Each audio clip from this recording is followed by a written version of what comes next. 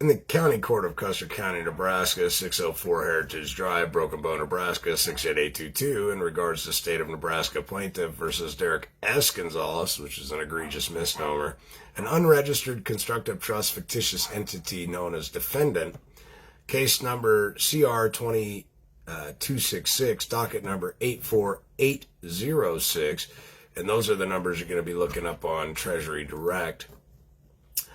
Notice of pending final determination in the U.S. Tax Court, cease and desist collection actions prejudicial to the pending final determination from the United States Tax Court.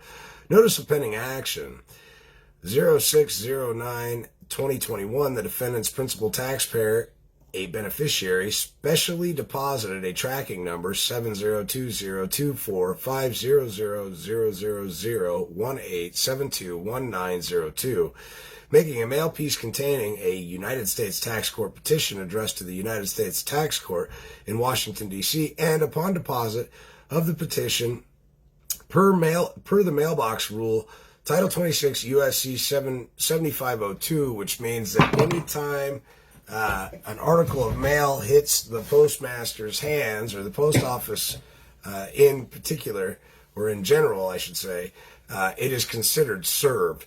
The petition is filed with the United States Tax Court pending the court's final determination determining the duties and obligations of the parties to the petition. We owe one to the other, and by implication owed to the United States, and we all agree that we all wish to be in voluntary compliance with the Internal Revenue Code of the United States, where the United States has priority claim per Title 31 U.S.C.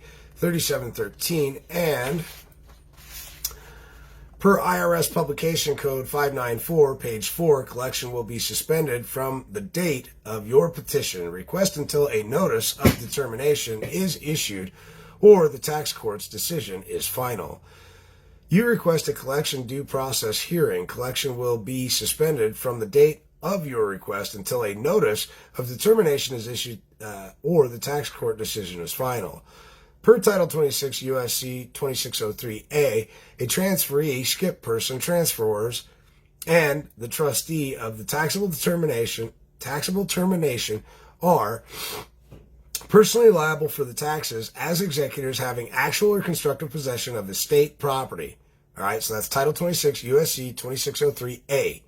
Anybody that's in constructive possession of your Social Security information, name, date of birth, all that, that's all constructive possession of the estate. And because they're in constructive possession of decedent estate property or cedent estate property, they're responsible for the transfer taxes on a carryover basis. Title 26 U.S.C. 2203 are liable. Okay, that's where we find out that they're liable for holding on to cedent estate or decedent estate property. And under Title 26 U.S.C. 2002 and 2001, based on the alternate valuation of the estate, Title 26 U.S.C. 2032, and whomever shall be bonded, Title 26 U.S.C. 2032 AE 11, against the existing lien on the estate, Title 26 U.S.C. 6324, with the United States having the priority claim, Title 31 U.S.C. 3713, as obligations of the United States is statutized at Section 8, Title 18 of the U.S. Code, and defendants. So everybody's always talking about how everything's already bought and paid for, right? Everybody's always talking about how everything's bought and paid for, but they don't know how to articulate it. They don't know how to put it into a box. And you can show it right here with just what I read, just this little bit here. Title 18, subsection 8, all obligations are obligations of the United States. That's banknotes, drafts, international bills of exchange, letters of credit, letters of marque, all that good stuff. Defendants, principal taxpayer, and beneficiaries accept this court's offer to stay this instant action before the court pending the final determination issued from the United States Tax Court, which allows defendants, principals, taxpayer, and beneficiary the opportunity to exhaust his administrative remedies. And we thank prosecutor, whatever his or her Title 6 CFR 37.3 defined full legal name, by may be, and every member of his professional association who have participated with the and profited from the docket account under usufruct administration on behalf of the beneficiary or beneficiaries of that estate in docket number 84806, for which administrators with actual or constructive possession, Title 26 USC 2203, are liable for taxes per Title 26 USC 2603 as executors, Title 26 USC 2002, about whom I am with the duty to report. Now, they all thought I was a joke, I guess, but they ain't gonna be laughing for much longer. To the enforcement arm of my principal, the IRS, and for which the United States has a priority claim per Title 31 USC 3713, and although the essential exposure of parties liable for taxes is appreciated, nonetheless, we notice you, prosecutor, and your associates with this notice that you have not presented any evidence of either of any. A. Delegation of authority required under Title 4 USC subsection 72. B. Warrant of attorney showing for whom you as otherwise independent third-party debt collectors, attorneys, are allegedly bona fide representatives. C. A corporate charter with the law in hand by any attorney representing the artificial entity plaintiffs who, as a clearly established principle of law, must be represented by an attorney for its being a incorporeal creature of the law, fiction where a person acting as an attorney for a foreign principal must be registered to act on the principal's behalf. And D. Prosecutor et al. As attorney is considered a foreign agent under the Foreign Agents Registration Act, FARA, and are subject to the Bar Association, which, according to the report prepared, published, and released by the Committees on Un-American Activities, U.S. House of Representatives, on September 21st, 1950, in Union Calendar number 1078, 81st Congress, 2nd edition, House Report number 3123, Report on the National Lawyers Guild, Legal Bulwark of the Communist Party, September 17, 1950, to wit.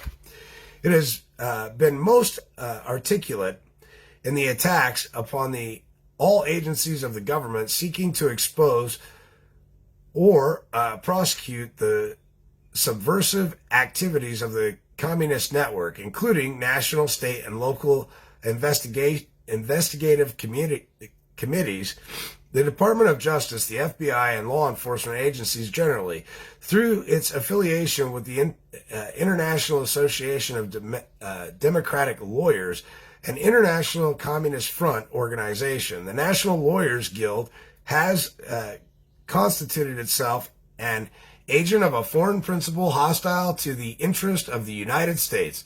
It has gone far afield to oppose the foreign policies of the United States in line with the current line of the Soviet Union. E. Government is foreclosed from parity with real people. Supreme Court of the United States, 1795, and as much as every government is an artificial person, an abstract, a creature of the mind only, a government can interface only with other artificial persons.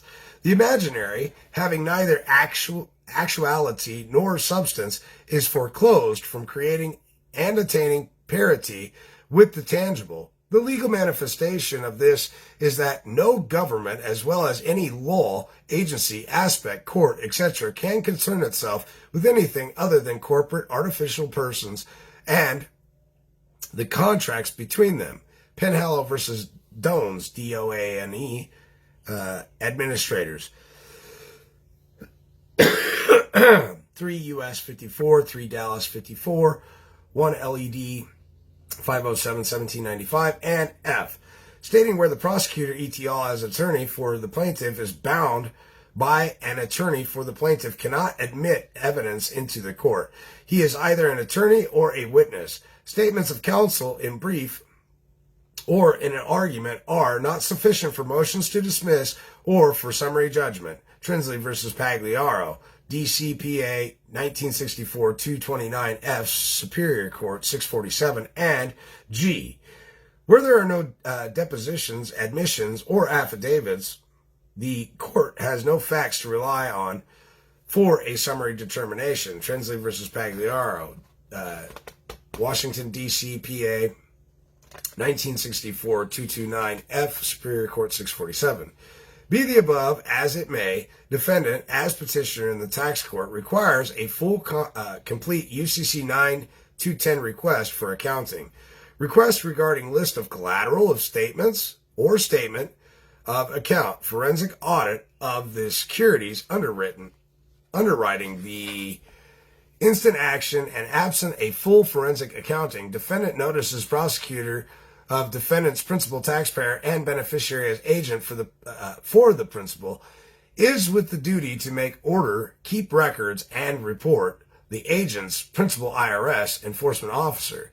Defendant's principal security is unaccounted for under Sections 5 of the Securities Act of 1933, and defendant's principal has not seen any facts or evidence of the unknown, unnamed, unidentified securities holder is properly registered with the CFTC. Notice, the Social Security number agent does not authorize use of the Social Security number without a properly filed SSA 89 with the SSA, the Social Security Administration. No identity theft granted. Therefore, the defendant's principal and beneficiary is with agency duties as the agent for the IMF Social Security number account and is the petitioner in the tax court of the United States against which the underlying money or its equivalent value is derived and accounted. And as agent, he is duty bound to report a statement of account for an assessment of taxes assessed to each of every party ever having actual or constructive possession of the state property under Title 26 U.S.C. 2203. However, pending the final determination issued from the United States Tax Court, any collections, ergo, the instant case before the court, prejudices petition's administrative action case before the United States Tax Court, and therefore this instant case is best stayed pending the final determination issuing from the United States Tax Court. Nonetheless, for our being in voluntary compliance with the Internal Revenue Code, we politely demand production of the trustee's tax identification number on the appropriate IRS forms W-9, W-8, W-7, so that we are not required to send the IRS the required affidavits for reporting refusal of the tax ID number, for which refusal there is a noted $50 penalty for failure to produce form W-8, W-9, or W-7 upon request. Thank you for your prompt attention. Now, some of you might freak out and go, well, what if they try to take a personal attack at me after I put something like this together? Well, let's just nip that in the butt. Notice, the defendant is with the duties to perform on behalf of the IMF numbered accounts, Social Security number.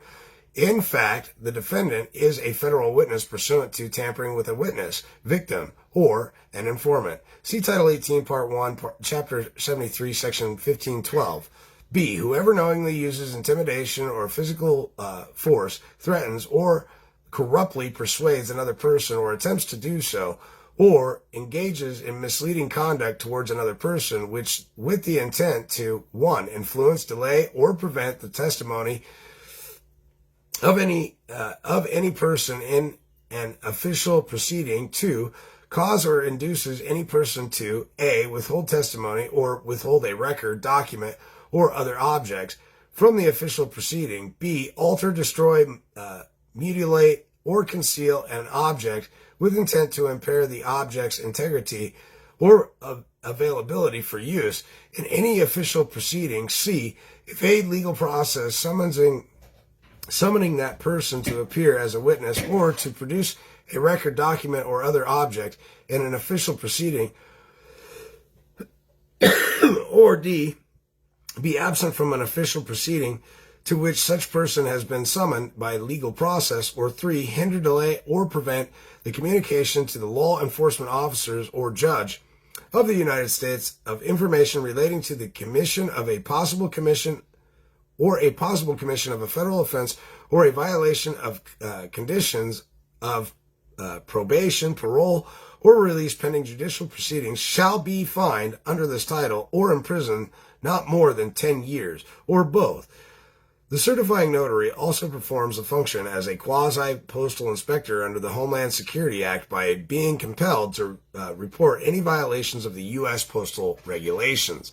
As an officer of the executive, any violation of the U.S. postal regulations as an officer of the executive department, we have no evidence how intimidating a notary public under color of law is not a violation titled deprivation of rights under color of law. See Title 18 U.S. Code Section 242, which appears to primarily govern police misconduct investigations, making it a crime for any person acting under the color of law to willfully deprive any individual residing in the United States those rights protected by the Constitution and U.S. laws. Other possibly related federal statutes.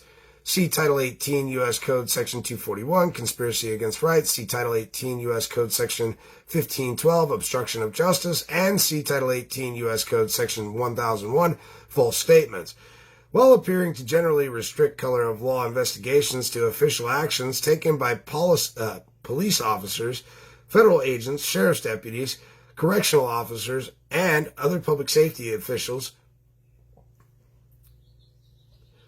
off-duty officers who assert their official status also may face prosecution. The actions of security guards, private citizens, judges, defense attorneys, and prosecutors who willfully participate with federal, state, or local law enforcement officials in the commission of the color of law violations may fall within the purview of the federal statutes. Postal inspectors are federal law enforcement officers with investigative jurisdiction in all criminal matters involving the integrity of the mail and the security of the U.S. Postal Service. U.S. Postal Inspector Service Security Investigation Service Center, 225 in Humphreys Boulevard, 4th floor, Memphis, Tennessee, 38161-0001. Thanks for joining me this morning.